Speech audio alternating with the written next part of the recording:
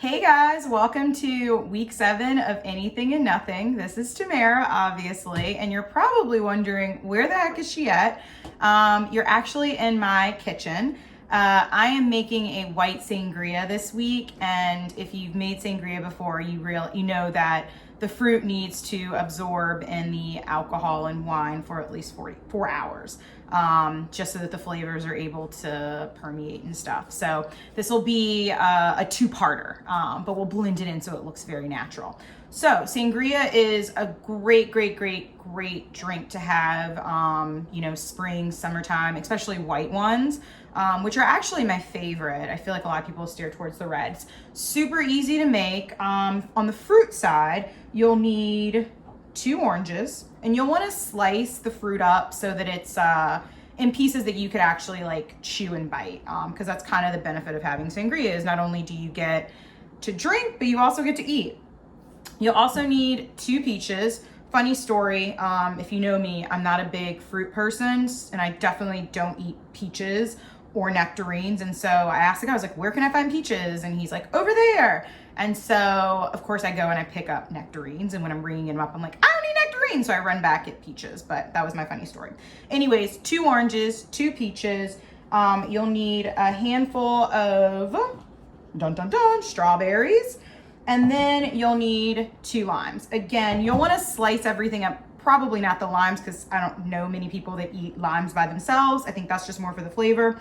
But for all the other fruits, you want to slice it up so that it's in chewable bites. So that's the fruit. In addition to the fruit, you'll need alcohol, because why are we drinking if it's not alcohol in it? So you'll need a cheapish bottle of white wine.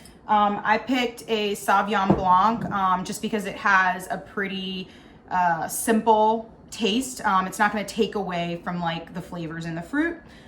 You'll need some peach schnapps, and then you'll also need some brandy. Don't judge me on having E&J. I bought some because in the winter I love having eggnog, but I made the mistake of buying almond eggnog and thinking that I could mix liquor with it, and it basically just separates.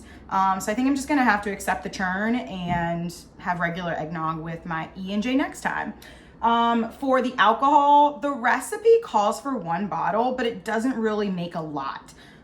So for the amount of fruit that we're cutting up, the 2 oranges, the 2 peaches, a handful of strawberries, and 2 limes, I recommend doubling it. So you'll do 2 bottles of Sauvignon Blanc, you'll do a half a cup of peach schnapps, and you'll do a full cup of the brandy. If you need to, and if it's just kind of like you or like another person, you're not making like a batch where you might want like 2 or 3, you can do 1 bottle of wine, 1/4 cup peach schnapps, and a half a cup of brandy. But again, I'm doubling it. And then once we cut up all the fruit, you'll put it into a pitcher, which is what I'm gonna do. And then I'm just gonna pour the wine, pour the brandy, pour the peach schnapps, and let it sit for at least 4 hours. And then you will see what happens in part 2. All right, thanks.